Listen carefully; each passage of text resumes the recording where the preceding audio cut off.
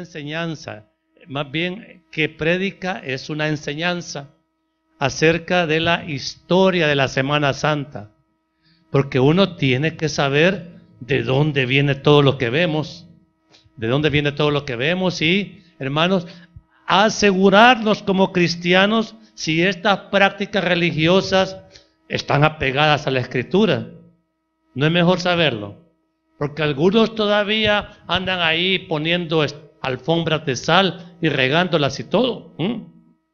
Y hermanos amados, ¿será eso agradable delante de Dios? Y tenemos que saber de dónde viene la Semana Santa, quién se inventó eso. Si no lo dice la Biblia, quién se lo inventó, de dónde vino y por qué esto está tan profundamente arraigado en el corazón del pueblo.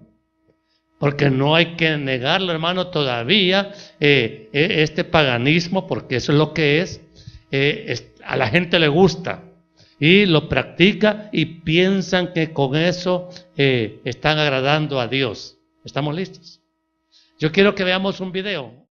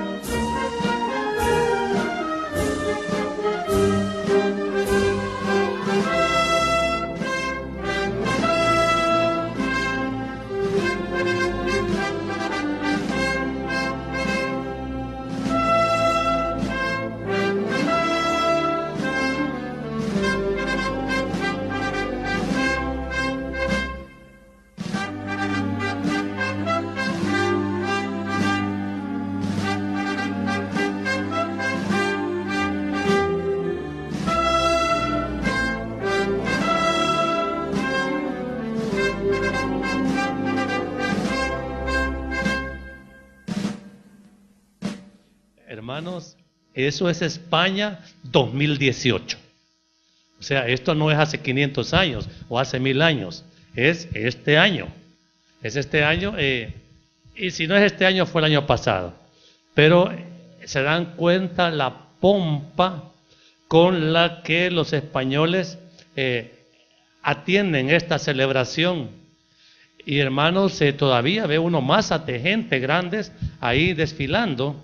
Y usted ve esos hombres con cucurucho, que es prácticamente un símbolo de la piedad española hoy. Entonces, hermanos, uno tiene que reconocer que no solo en España se da esto, sino que también aquí, aún aquí en San Vicente, hay procesión del Santo Entierro, me imagino, y hay desfiles con imágenes. Hermanos, eso tiene su origen, eso tiene causa. Ahora, fíjense, amados hermanos, que la Semana Santa, como la conocemos acá en El Salvador, no es una idea salvadoreña, por supuesto.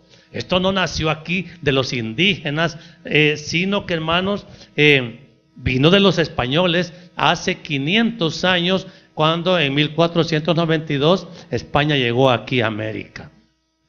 Y oigan bien, España es un país, un territorio más o menos de 500,000 kilómetros cuadrados. Es grande, pero no tan grande como todo este territorio americano, que tiene varios millones de kilómetros cuadrados.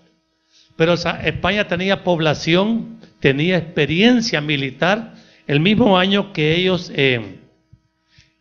llegaron aquí a América, terminó una guerra de siglos contra los árabes musulmanes. Allá en España, los árabes musulmanes dominaron a España casi 800 años. O sea que ellos vivieron peleando contra los musulmanes árabes por muchos siglos. Entonces España estaba acostumbrada a pelear militarmente. Pero una vez terminada la conquista española, hermanos, España trató de mantener la unidad. Fíjense que es importante eso. La unidad política, económica y por supuesto religiosa. Y hermanos, la unidad en cualquier nación hasta hoy no la da ni la economía ni el poder militar. Eso entiéndalo bien. La unidad en una nación la da la religión. O sea, ese es el elemento de unidad que las armas no pueden alcanzar. Más bien las armas dividen. Entonces, España aprendió esa receta a mantener la unidad religiosa, y para mantener la unidad religiosa férrea tenía que eliminar ya con poder militar a las otras religiones que todavía vivían en España hace 500 años. ¿Y sabes lo que pasó? Echaron a los musulmanes, los expulsaron, y no les dijeron: miren, señores musulmanes, han sido vencidos en guerra, por favor váyanse, sino que el que no se quiera ir se muere. Echaron también a los gitanos. Los gitanos son una población muy particular en Europa que no es muy agradable para los pueblos, pero simplemente constituyen un grupo humanitario grande. Pero me parece a mí que la peor tragedia que cometió España, eso hace 500 años, fue expulsar a los judíos, porque los judíos iban en ese paquete. Y los judíos siempre, oigan bien, le guste o no al mundo, los judíos son los que manejan la economía. Hermanos, yo creo que esa es la gracia de Dios con ellos, porque son económicamente poderosos. Y España vio en esta ocasión la oportunidad de despojar a los judíos de todas sus posesiones y riquezas. Lo mismo hizo Hitler en la Segunda Guerra Mundial. Los despojó de su riqueza, ¿verdad? Porque, hermanos, los judíos hubieran estropeado el plan de la corona española para mantener la unidad religiosa que a España le convenía. Hermano, me estoy dando a entender, no quiero hablar en términos que no se entiendan. ¿Se entiende? Pregunto. Ok. Porque, fíjense bien, ¿por qué hago esta introducción? Porque, hermanos amados, para mantener una unidad religiosa hace falta un dominio religioso. O sea, no se puede haber unidad familiar si no hay un dominio desde la cabeza. Claro, la unidad familiar sí es autorizada por Dios. Y la mujer, como tú lo haces, se somete amorosamente a su esposo. ¿Verdad que sí? Entonces, hermanos, pero, ok, aquí la sumisión es voluntaria y hay convicción. Pero, hermanos, la unidad religiosa reclama dominio, reclama poder y reclama muchas veces imposición. Imposición. En Europa, ya en la propia España, hermanos amados, no había margen para que España entrara en guerra con otras naciones que consentían otras religiones, porque lo que a ellos les interesaba es mantener la unidad religiosa ahí en España. Y por eso es que crearon instrumentos de unidad, y uno de los más famosos, ¿sabes cuál es? La Santa Inquisición. La Santa Inquisición declaraba hereje y digno de condena de muerte a todo aquel que no se sometiera a la autoridad de los obispos, de los curas, los párrocos y todo. Les consideraban enemigos de la unidad española. Entonces España, amados hermanos, tenía que desarrollar liturgias y ritos religiosos con los cuales poder ejercer ese dominio. Uno de ellos, y el más universal, es la misa. La misa en el catolicismo es obligatoria. Uno de los mandamientos de la iglesia es ir a misa todos los domingos y fiestas de guardar. Eso es invento de los españoles. Eso no es una cosa bíblica. Pero ¿por qué el católico quiere que su miembro vaya a misa? Porque es una forma de control personal y así le asegura, cuando el católico va a misa, asegura su filiación obediente a la autoridad religiosa. ¿Me estoy explicando? Entonces, de tal manera es que si ya aquí, allá no es como aquí, ya tenés un año de no venir. Entonces, no, hombre, es suficiente para declararlo hereje porque ha traicionado la fe, ha traicionado, es decir, su militancia a la religión. Entonces, no has honrado tu fe, mucho menos tu nacionalismo, porque en esto está conjugado también el nacionalismo. Entonces, hermanos, hay que inventar entonces frecuentes reuniones para testificar su militancia religiosa. Y claro, qué mejor, por ejemplo, que las fiestas patronales. Las fiestas patronales congregan en una plaza a todos los católicos. Y ahí vamos viendo, que él todavía está. ¿Te confesaste? Le decía el cura, sí, padre, me confesé. Todos los pecados, sí. Y has comulgado. Y como la comunión antes era una gran cola pública, entonces ahí el cura iba viendo, este comulgó, ya. Y ahí los tenía todos controlados. Entonces, hermanos, esa es una forma muy sutil de ejercer dominio religioso y tener control sobre las poblaciones.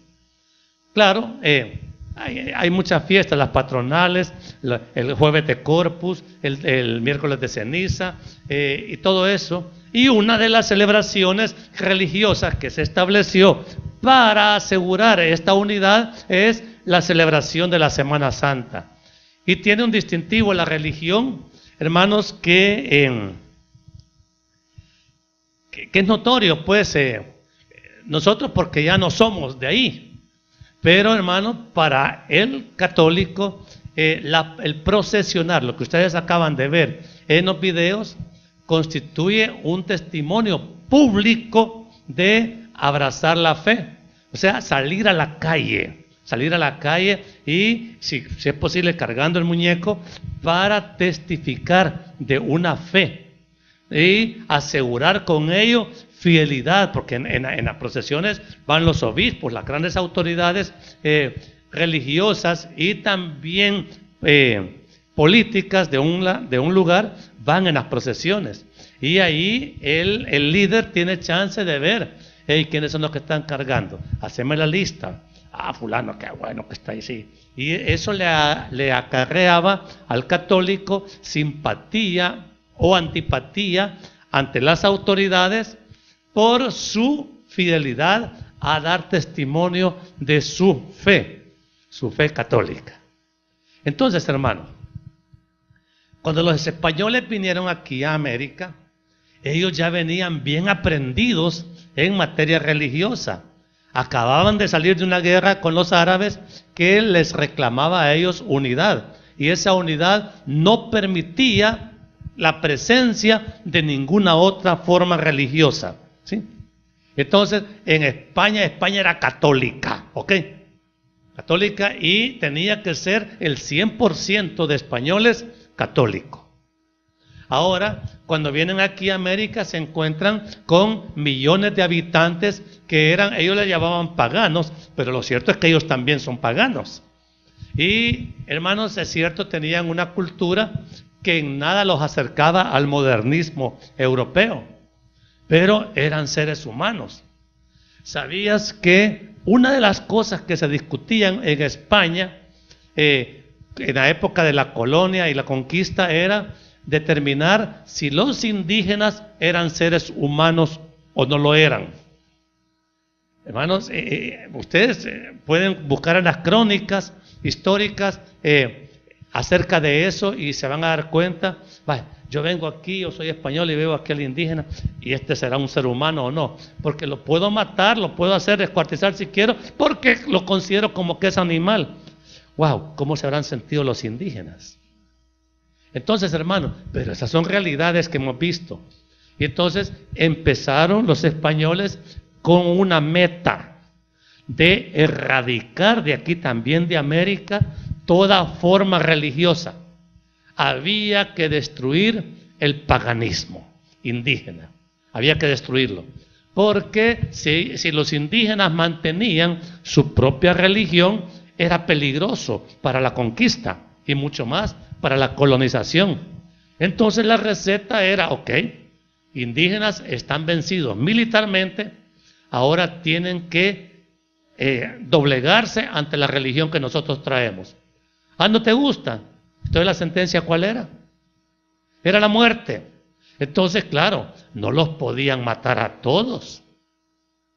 Como vamos, mire, ningún ejército de la historia asegura su victoria asesinando a todos los enemigos, sino que tiene el éxito es lograr que los enemigos se hagan vasallos de ellos. En los libros históricos de la Biblia vemos esos ejemplos de cómo cuando Israel era sometido, se tenía que someter a los dioses de los babilonios, de los edomitas, de los amonitas. ¿Por qué? Porque se les negaba con eso su propia identidad como pueblo. Entonces, aquí había un estorbo para la conquista y la colonización, los indígenas. Históricamente, hermanos, se sabe que más del 95% de la población indígena murió en la conquista y en la colonia. Algunas de enfermedades, muchos dicen no, es que trajeron los europeos enfermedades que los indígenas no conocían. Mire, la peor enfermedad que trajeron los europeos fue la religión. Ese es el gran mal. Y lo peor, hermana, que cuando fuimos independientes de España, se fueron los españoles, pero que nos dejaron como testimonio la religión. Entonces, hermanos, después de 500 años de un extenso dominio religioso católico, hermanos, la gente ya le dice a uno, está tan acomodada a esa historia aparentemente espiritual, cristiana, bíblica, que ya no la cuestiona, porque el éxito de la religión es no preguntes, solo cree. Eso se llaman los dogmas de fe que ellos practican. Entonces, y les enseñaron a los indígenas a comulgar, a confesarse, a ir a misa. Y por supuesto, hermano, hay que traerse. Mire, todas esas fotos que vieron ustedes ahí son de Sevilla. Sevilla está al sur de España, cerca del puerto de Cádiz, donde salieron los navíos españoles para conquistar aquí América. Entonces, hermano, nuestra tierra fue conquistada mayormente por españoles andaluces del sur. Y hermanos, no fueron los vascos allá del norte, sino los andaluces del sur. Andalucía se llama toda la región sur de España. Amados hermanos, y vienen y claro, implantan estas costumbres, pero cuando le digo implantar es obligatorio poner el nacimiento en Navidad, obligatorio. Y amados, por eso hay, ¿cómo se llaman? Posadas. ¿Verdad que hay posadas? ¿Y qué significan las posadas? Es una forma religiosa de ir a las casas a ver si es cierto que está puesto el nacimiento. Y entonces fíjese, señor cura, que yo fui a la casa de Carlitos. Sí, nos recibió el muñeco y todo, pero no tiene nacimiento ahí. Y te llamaba el cura. Carlos, ¿qué te pasa? ¿Por qué no has puesto tu nacimiento? ¿Por qué no estás celebrando? Porque eso significaba como un poco traicionar a la religión. ¡Wow! Así quisiera hacer yo con la Biblia, con ustedes, para que asegurarme de que realmente estás obedeciendo. Entonces, fíjense hermanos, que la Semana Santa, claro, la trajeron, la impusieron los españoles. Pero mire, A la religión Dios le ayuda, perdón, el diablo le ayuda. Uy, aquí en las zonas centroamericana y mexicana, los españoles idearon un método de conquista religiosa que hasta la fecha parece ser insuperable. Se inventaron la Virgen de Guadalupe, eso en 1530. En los primeros años de la conquista ya dijeron, no, y todos hicieron el teatro de Juan Diego y toda esa leyenda falsa, hermanos, pero el ignorante se traga todo el veneno religioso. ¿Por qué no consulta la palabra? ¿Por qué creen que yo les estoy insistiendo? Lean la palabra, estudien la palabra, amen la palabra. ¿Por qué, hermano? Porque la autoridad de la palabra es infinitamente superior a cualquier pretendida autoridad religiosa. Entonces, claro, vienen los españoles y dicen, ok, aquí se va a celebrar la Semana Santa. Y ya, como supuestamente la Virgencita había dicho, en este lugar me vas a hacer un templo. ¿Por qué creen que se hacen templos religiosos? Porque son templos, miren, ¿has visto la Catedral de Lima? Lima, yo conozco Naranja, dice la mañana. No, Lima es la capital de Perú. Entonces, allá en Buenos Aires hay inmensas catedrales. ¿Cuál es la idea de hacer? Y en cada localidad también aquí hay una.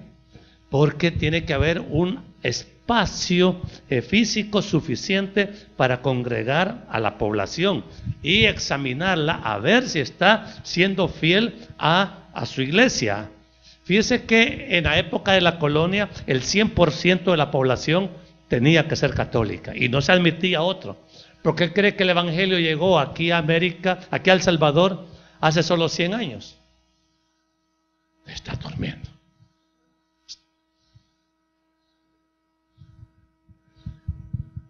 ¿O está muy aburrida la enseñanza?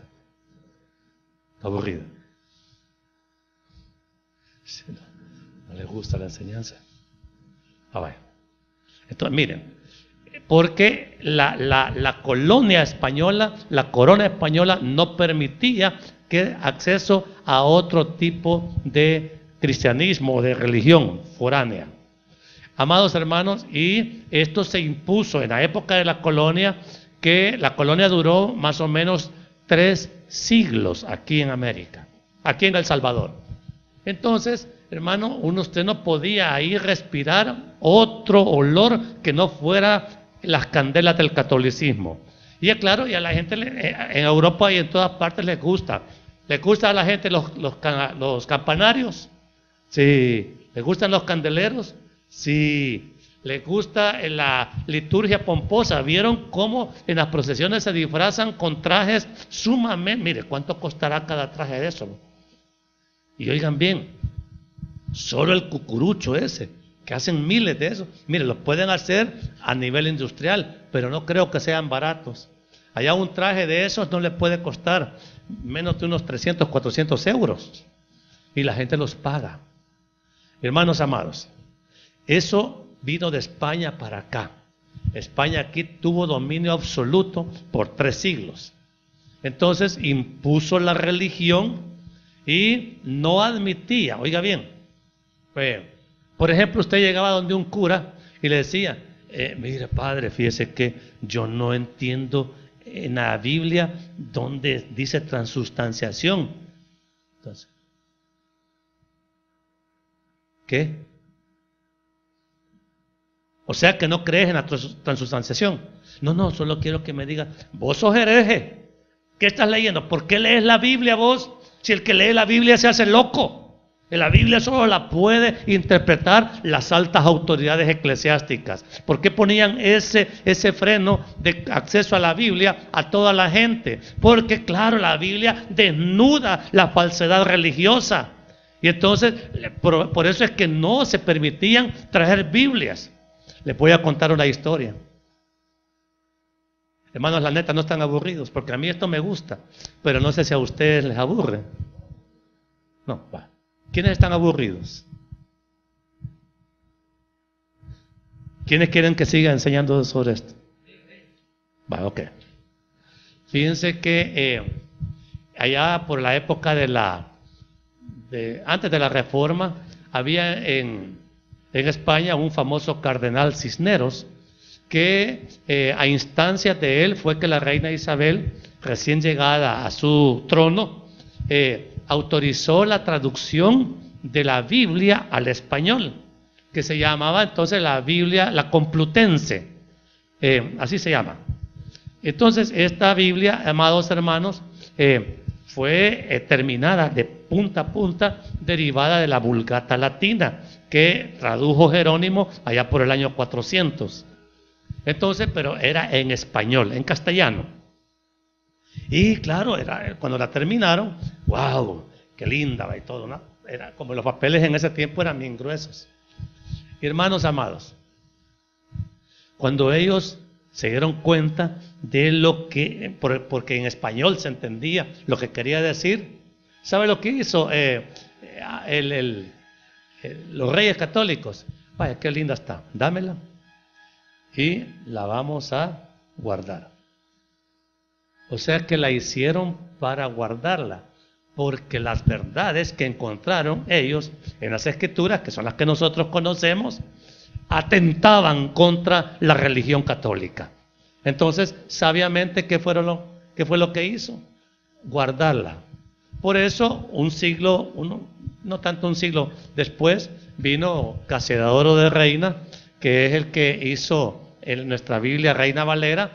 Pero esta Biblia que nosotros usamos, hermanos, es cierto, fue editada y producida en España o por españoles, pero ellos tuvieron que pagar un altísimo precio, fueron perseguidos a muerte por la Inquisición para que usted y yo tengamos Biblia, porque la Biblia era prohibida, era proscrita por la religión católica. Entonces, hermanos, la Semana Santa que nosotros celebramos, nosotros no, prácticamente como cultura, como la Semana Santa se ha vuelto un valor cultural, nosotros tenemos que estar haciendo eco a lo que la Biblia dice acerca de lo que es esta Semana Santa. La Biblia no menciona la palabra Semana Santa, pero sí, hermanos, ya sabemos por la Escritura que la última semana de la vida del Señor comenzó con la entrada triunfal del Señor en Jerusalén, montado sobre un burrito. ¿Conocen eso? Pues eso. Y miren, hermanos, si ustedes leyeran con detenimiento los evangelios, se darían cuenta que en la Biblia está totalmente explicado, desmenuzado todo ese proceso que llevó al Señor a la muerte. Fíjense, hermanos, que el Evangelio de Mateo, por ejemplo, tiene 28 capítulos. Y de ellos, hermanos, 20 20 corresponden al ministerio de Jesús antes. Y del 21 al 28 es la última semana. Entonces los evangelios dan amplísima enseñanza acerca de la última semana de vida del Señor aquí en la tierra. Y hermanos amados, todos trajeron Biblia, ¿verdad? Se los voy a demostrar porque a lo mejor usted no lo cree. Mateo 21 del 1 al 11, oiga bien. ¿Se acuerdan ustedes que Jesús no vivía en Jerusalén? Él iba a Jerusalén. ¿Sabías eso, María? ¿A dónde vivía? En Galilea. Ok. Entonces, pero él llegó como estaba escrito, porque Jesús fue el cumplidor de todas las profecías del Antiguo Testamento en relación a él. Lee el 21 del 1 al 4. Cuando se acercaron a Jerusalén y vinieron a Betfagé, al monte de los olivos, Jesús envió 2 discípulos, diciéndoles: Id a la aldea que está enfrente de vosotros, y luego hallaréis una asna atada y un pollino con ella. Desatadla y traédmelos. Y si alguien os dijere algo, decid: el Señor los necesita, y luego los enviará. Todo esto aconteció para que se cumpliese lo dicho por el profeta.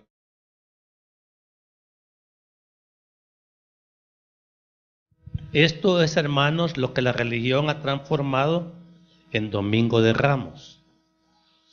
Hermanos amados, la trascendencia del Domingo de Ramos no son las palmas. Esa era una forma de mostrarle al Señor cierta reverencia. Pero la trascendencia del Domingo de Ramos, de la entrada triunfal del Señor a Jerusalén, es que aquí viene el Cordero de Dios a morir por todos ustedes, porque ya Él sabía que su hora había llegado. Hermano, ¿por qué no salió a la carrera el Señor Jesús? Ya, yo no estoy a Jerusalén. Ay, vean qué hacen con el burrito. Yo no me quiero morir, y más por ustedes. Así dijo, hija.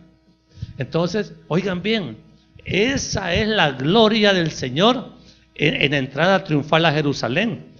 ¿Destaca eso la religión pagana? No, hermanos.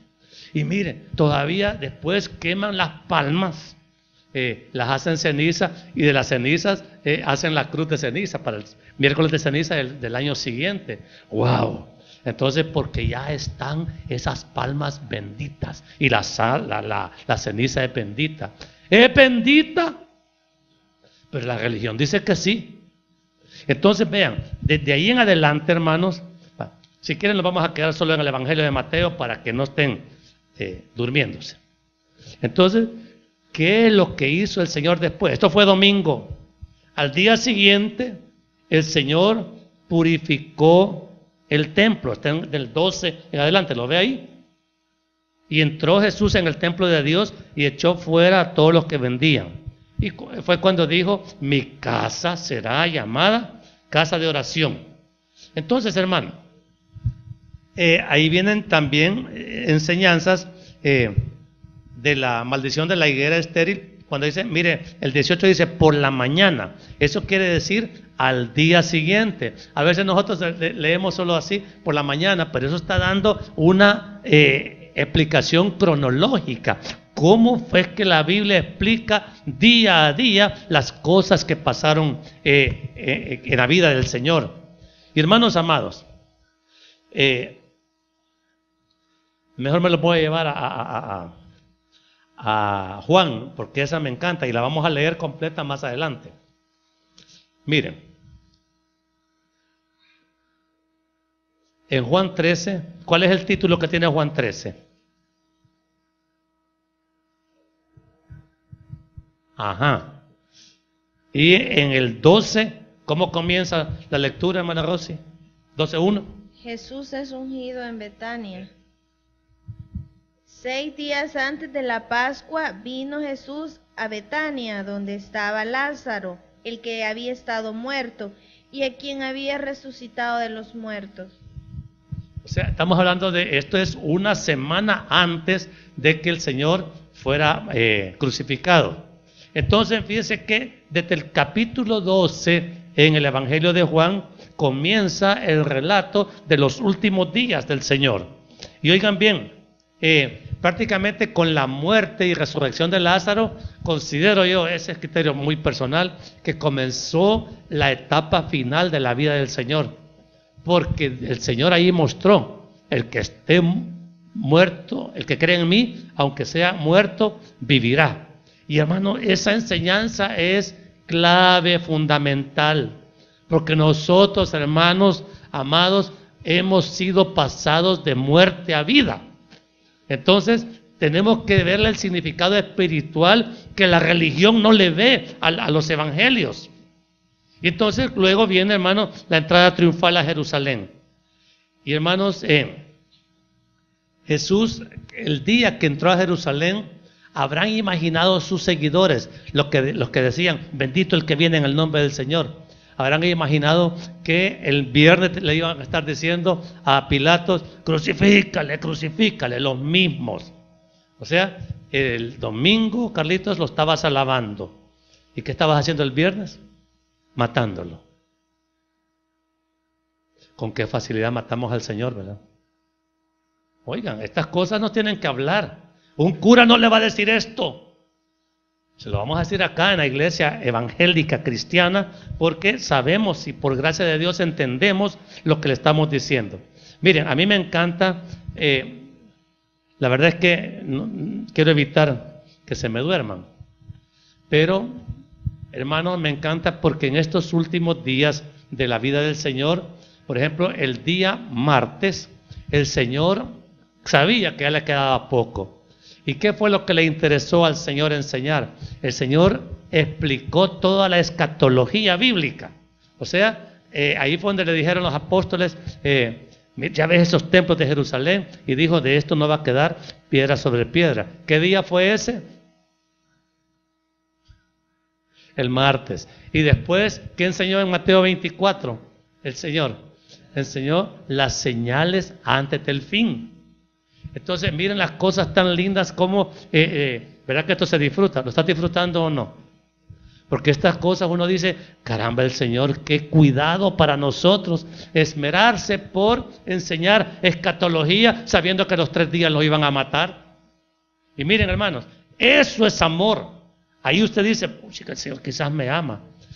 Lo que quería destacar en esta porción es que llegó el jueves, del miércoles no hay registros en los evangelios. Yo creo que el Señor estaba tan cansado que de haber dicho, hoy es miércoles, no tengo nada. ¿Qué tengo? Nada. Pues tráete una hamaca, aquí voy a dormir. Y ¿Qué habrá estado haciendo el Señor el miércoles, hermana Digna? Lo que más le gustaba al Señor hacer, estar en comunión con el Padre. No podemos asumir otra cosa porque el Señor no desperdiciaba jamás su tiempo. El miércoles probablemente fue un día de preparativo espiritual.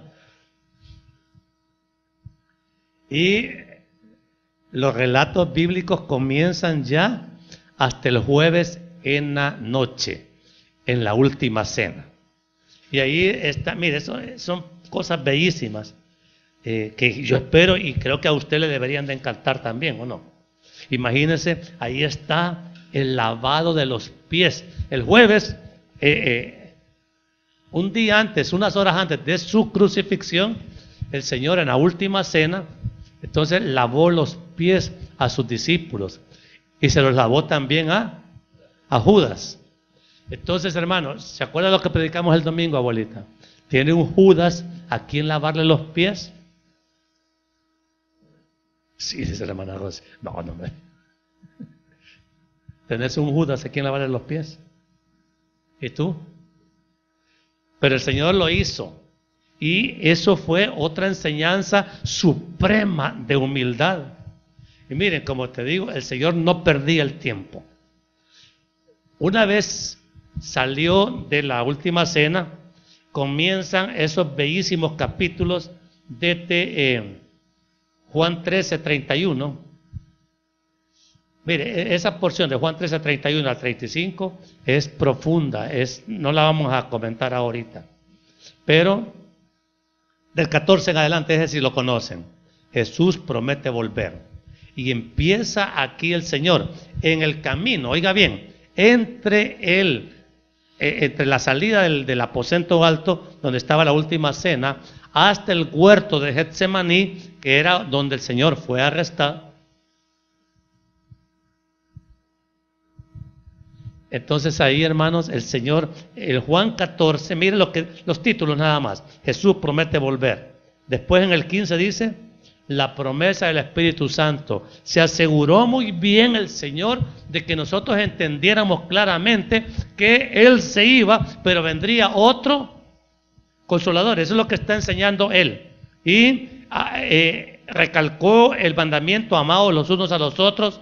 Yo soy la vid, vosotros los pámpanos. Ok, porque separados de mí nada podéis hacer. Y después nos anuncia, el mundo los va a aborrecer.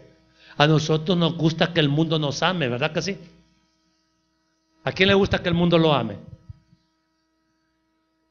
Entonces, y el Señor dice que el mundo nos va a aborrecer. Y eso lo dijo ya en la noche, cuando iban camino ya para Getsemaní, el Señor les dijo eso.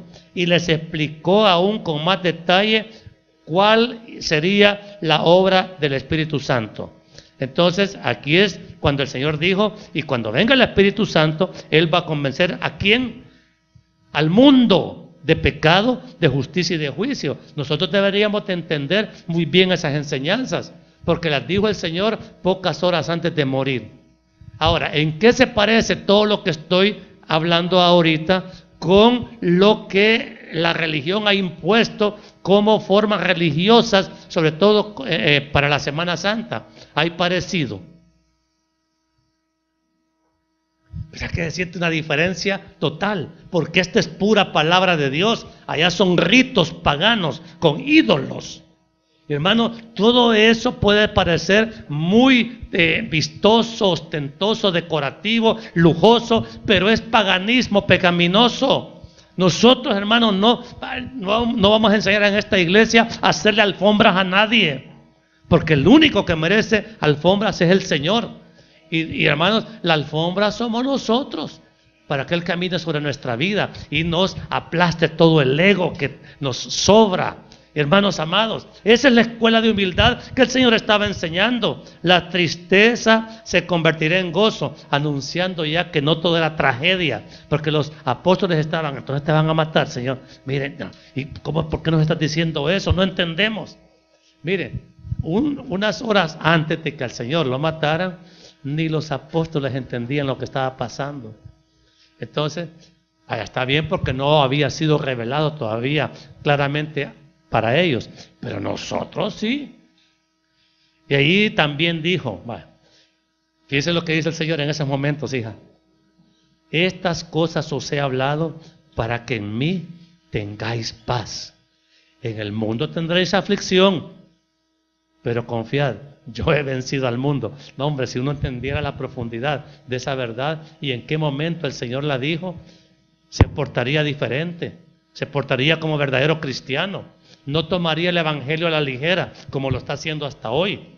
Y hermanos, el Señor se encargó de traer todas esas enseñanzas. Y por último, antes de subir a Getsemaní, está el majestuoso capítulo 17 del evangelio de Juan. Jesús ora por sus discípulos. Nosotros, hermanos, lo que queremos es que oren por nosotros, ¿verdad? Oren por mí. Y el Señor, que estaba a punto de morir, Él se pone a orar por sus discípulos. Entonces, ¿verdad que es una cosa totalmente contradictoria lo que el Señor nos enseñó y cómo nosotros vivimos nuestro cristianismo? Oigan bien, ya voy a terminar. Qué peligroso es transformar, atención, qué peligroso es transformar nuestro bendito evangelio en un rito religioso. No solamente la religión católica lo ha deformado hasta el paganismo. También nosotros, los cristianos evangélicos que decimos ser hijos de Dios, podemos abrazar formas religiosas, aún paganas, hermanos, y venir a la iglesia y abrir la Biblia. ¿Por qué? Porque no sujetamos nuestra vida al ejemplo total que Jesús nos ha enseñado. Amar a sus enemigos. Para nosotros eso como que no es importante. Vivir en santidad. Ay, ya va con lo mismo, pastor. Entonces, es otra forma de religiosidad. Hermano, qué peligroso es abrazar formas religiosas cuando la Escritura nos prohíbe hacer del evangelio una religión. Hay gente que viene a la iglesia los domingos y hasta levanta las manos y baila, y su vida está podrida en pecado. No quieren corregir los pecados de la lengua, los pecados de lujuria, los pecados de envidia, los celos, hermanos, y sobre todo la soberbia y la incredulidad. Entonces, ¿de qué sirve venir tantos años a la iglesia y seguir siendo altivo? Eso es ser religioso. ¿De qué sirve venir tantos años a la iglesia y seguir en mi lujuria desenfrenada? ¿De qué sirve, hermanos amados, venir a la iglesia y hasta servir si yo realmente aborrezco a mi hermano? Eso es religión y es pecado. Entienda, hermano, nosotros también tenemos la misma facilidad que el católico para hacernos religiosos, porque todo aquel que conociendo el evangelio lo desobedece es un religioso, es un farsante. ¿Estamos hablando claro? Bueno, porque bien galán este es pepitar al católico. Guácala, imágenes. ¿Y nosotros qué? ¿Somos mejores que ellos? ¿Su cristianismo y mi cristianismo es mejor que el de los católicos? Entonces, hermano, el asunto no es solo criticar a los católicos que por cualquier interés apartaron de la fe la figura de Cristo. Pero nosotros tenemos la Biblia. Levante su Biblia, el que la haya traído.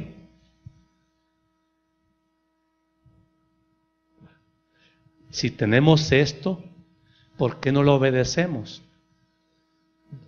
Porque esa es la realidad. Y hermanos, todo este sacrificio de Cristo fue para traer salvación, perdón. Pero hermano, yo sigo en mi misma vida loca. Entonces, hermano, ¿quién es más religioso? ¿El católico o nosotros? ¿Verdad que hace falta orar? ¿Quiénes están conscientes que necesitamos orar? Para